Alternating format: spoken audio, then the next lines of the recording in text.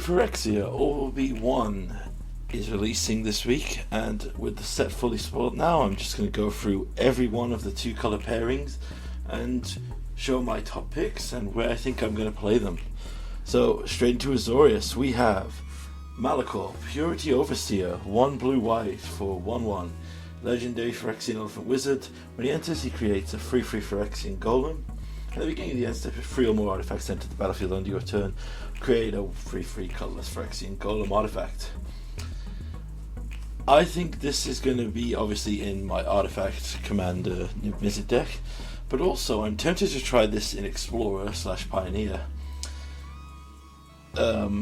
Just as something that can create a body, and maybe we can bring it back or do other effects with it. Other cards from this list will play into this. I don't think this is going to be a playset of, but maybe it's just a cute 2 bodies over 2 creatures. Blaze Splicer proved very effective in Old Modern, and Pioneer I feel is at the power level of Old and Modern, so I think it will definitely see play. Maybe not in the Niv deck, but I definitely think it's one to watch. Controversial choice now for Black-White. I have here Ivan Vor, Irav Ivor, Bane of Bladehold. So it's a 3/4 with Battlecry. At the beginning of your combat, at the beginning of combat on your turn, the next time target creature would deal damage to 1 or more players, prevent that damage. If damage is prevented this way, create that many 1/1s.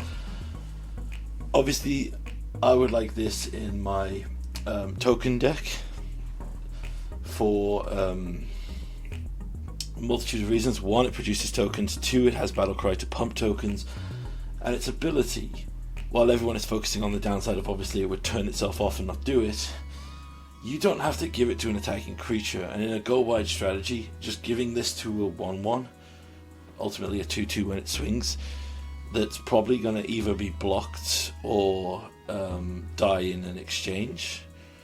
I could see some favourable advantages to this.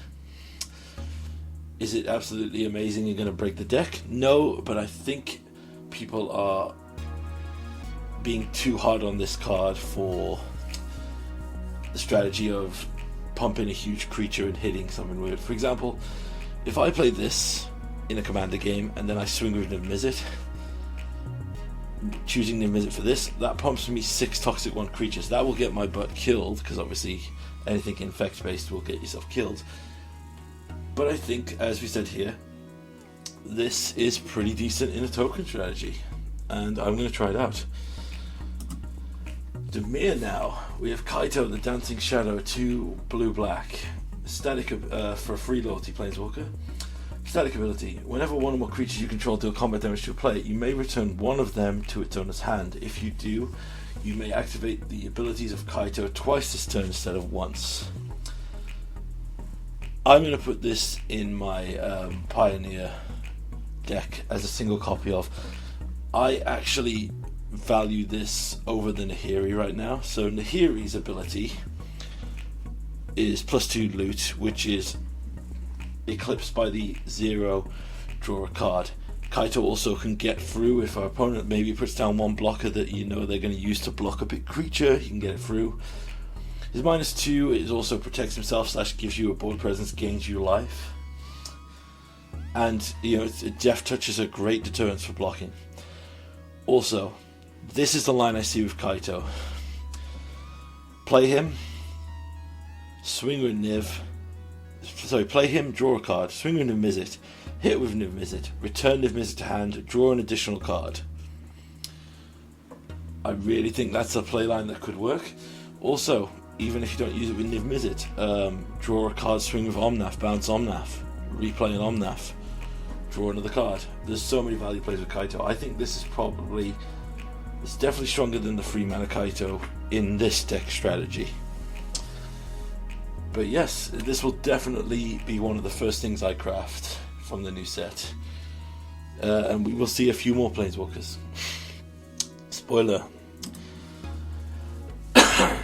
Oika, Enigma Goliath, a 7 mana, 5 blue red for a Phyrexian Nightmare, 6/6 flying, ward free, pay free life. Whenever you cast a non-creature spell, create X 1/1 red goblin tokens, where X is the mana value of that spell. They gain haste till the end of turn. Straight up token strategies, absolutely. Also, perhaps in the Magecraft deck, go wide deck. It is very expensive. There's no doubt about that. But I'm tempted to try it out. You know what I mean? I think it'll have a pretty good showing. Charforger, 1 red and a black for a Phyrexian Beast. Whenever it enters the battlefield, you create a 1/1 red goblin. 2 free stat line. Whenever another creature or artifact you control is put into the graveyard from the battlefield, put an oil counter on Charforger.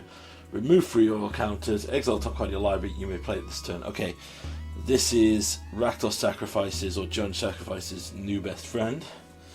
It won't replace Mayhem Devil, but it definitely is something that I think will be played in those decks. So this is 100% going into the Aristocrat lists that I have for Niv Mizzet, as essentially just a way to generate card advantage. You give infinite card draw on top of infinite sacrifice. Pretty solid. To the Golgari now. We have 1 Tyvar Jubilant Brawler. 1 black and green for a free mana, free loyalty planeswalker. Static ability. You may activate abilities of creatures you control as though those creatures had haste. +1, untap up to 1 target creature. -2, mill free cards. Then you may return a creature card mana value 2 or less from your graveyard to the battlefield. I can't see me ever down ticking this Tyvar. I believe this is another one I could try in some lists with Gigantha as the companion, because essentially giving Gigantha pseudo haste is amazing, and untapping Gigantha is again absolutely insane. Imagine tapping Gigantha to cast Niv, then untapping it with Tyvar to then cast 2 of the spells you got out of Niv. Insane.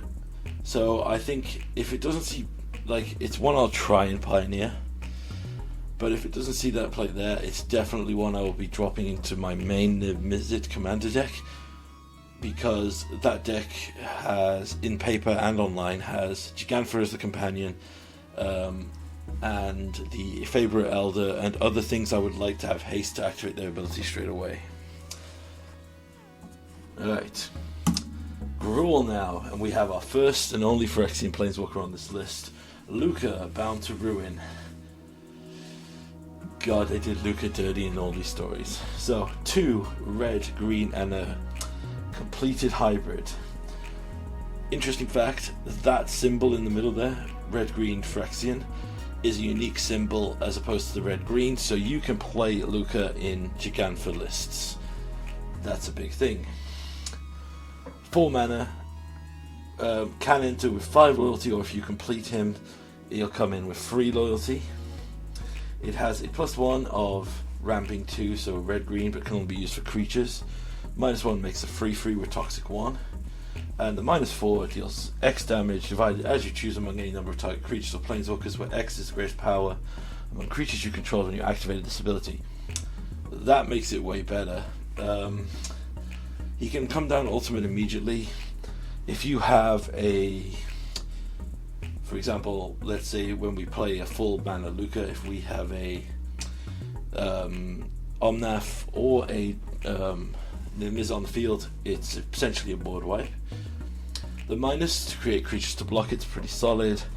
Ramp, always good in its ability. Unfortunately, I think it's probably the weakest. It's probably second, I would say, likely to see play. Again, I'm going to try it, but we'll just see.